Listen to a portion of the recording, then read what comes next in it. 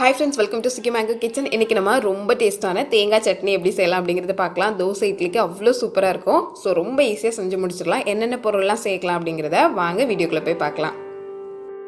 நம்ம சேனலை புதுசா பார்க்கறீங்கன்னா Subscribe பண்ணிக்கோங்க. பக்கத்துல இருக்கிற பெல் ஐகானையும் பிரஸ் பண்ணிக்கோங்க. நிறைய வீடியோஸ் தொடர்ந்து பார்க்கலாம்.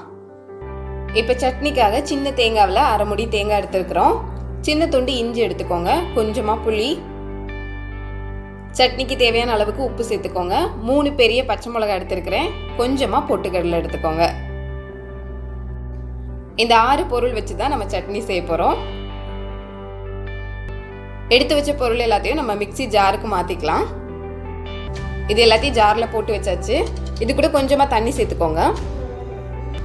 தண்ணி சேர்த்து இதை அரைச்சி எடுத்துக்கலாம். அரைச்சி எடுத்தாச்சு. இப்போ இது கூட தேங்காய் தண்ணி இருந்தது அப்படின்னா சேர்த்துக்கோங்க. சட்னி வந்து நல்ல டேஸ்ட்டாக இருக்கும். நீங்கள் தேங்காய் உடைச்சிருப்பீங்க இல்லைங்களா, அதில் இருந்து தண்ணி இருந்தது அப்படின்னா அந்த தேங்காய் தண்ணியை இந்த சட்னியில் ஊற்றிக்கலாம். இல்லை அப்படின்னா நம்ம நார்மலாக தண்ணி சேர்த்துக்கலாம். தண்ணி சேர்த்துக்கு நல்லா கலந்துக்கோங்க. இது வேறொரு பாத்திரத்துக்கு மாற்றிக்கலாம்.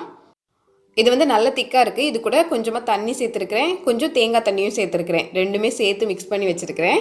இது வந்து கரெக்டாக இருக்குது சட்னிக்கு. நீங்களும் இந்த மாதிரி சேர்த்துக்கோங்க. உங்களுக்கு எந்த அளவுக்கு சட்னி வந்து தண்ணியாக வேணுமோ அதுக்கு ஏற்ற மாதிரி சேர்த்துக்கோங்க. இப்போ சட்னி வந்து தாளிச்சுக்கலாம். 2 ஸ்பூன் எண்ணெய் ஊற்றிக்கோங்க. எண்ணெய் சூடானதும் கொஞ்சமாக கடுகு சேர்த்துக்கோங்க. உளுந்தம்பருப்பு கொஞ்சம் சேர்த்துக்கோங்க. அது கூடவே கொஞ்சமாக கருவேப்பிலையும் காஞ்ச மிளகா வந்து நல்லா கிள்ளி போட்டுக்கோங்க. முழுசாக போட்டாலும் நல்லா தான் இருக்கும். ஒரே ஒரு காஞ்ச மிளகா எடுத்து இந்த மாதிரி கிள்ளி போட்டிருக்கிறேன். கருவேப்பிலை போட்டு தாளிச்சிங்க அப்படின்னா சூப்பராக இருக்கும். இந்த தாளிப்பை நம்ம ஏற்கனவே ரெடி பண்ணி வச்சிருக்கிற சட்னியில் ஊற்ற போகிறோம். இது நல்லா கலந்து விட்டீங்க அப்படின்னா சூப்பரான சட்னி ரெடி.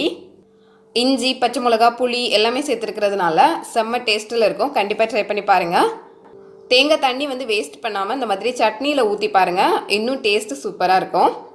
ட்ரை பண்ணி பார்த்துட்டு எப்படி இருந்தது அப்படின்னு கமெண்ட் செக்ஷனில் சொல்லுங்கள். வீடியோ பிடிச்சிருந்தா லைக் பண்ணிக்கோங்க. தொடர்ந்து நிறைய வீடியோஸ் பார்க்குறதுக்காக சேனலை சப்ஸ்கிரைப் பண்ணி பக்கத்தில் இருக்கிற பெல் ஐக்கானையும் கிளிக் பண்ணி வச்சுக்கோங்க.